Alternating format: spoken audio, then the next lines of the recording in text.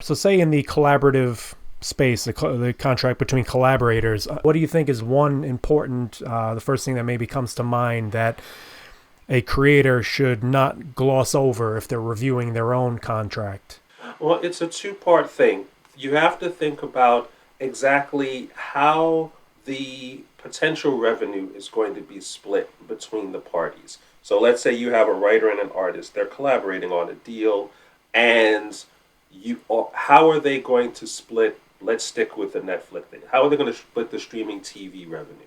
Is it going to be a 50-50 split?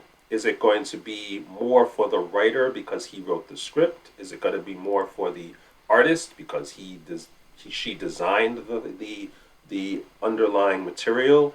And how are these splits going to be broken down based on what type of material was used? Because, for example, some collaboration teams don't feel comfortable doing a straight 50-50 split for something like merchandise because the writer's role in actually creating the look of the characters was pretty much zero in create, character designs, layouts, things like that. So Sure. maybe in that the artist should get more because that's the material being used to create that particular product.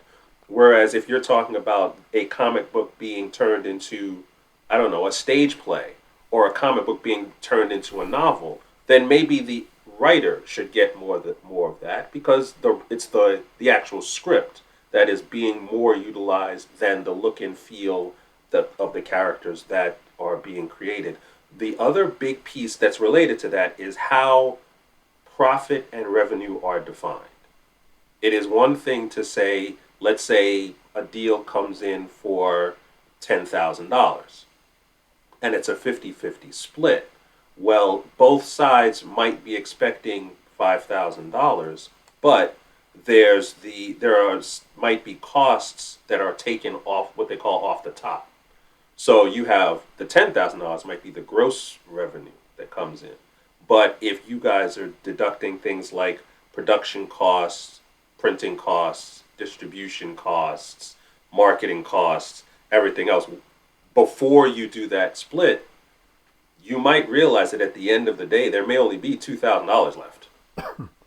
And then you're splitting that. So, like I said, if you just have phone calls or emails going back and forth, it is very unlikely that you actually defined what the net revenue split was going to be and how that was going to be worked out. That is something that needs to actually be in the contract, along with the other big piece of it is ownership. Who actually owns what? When the copyright gets filed, whose name is going to go on it? When the when you're actually talking about who gets to make decisions about what goes on in the book, who gets to make those decisions? And if there's a dispute about what the direction of the book or how it's going to happen or any aspect of it, you need to have a mechanism in place to resolve those disputes in a way that doesn't derail the project. Wow. Yeah, that's definitely a lot there, and you unpacked it and hit a lot of points. I thought that was awesome.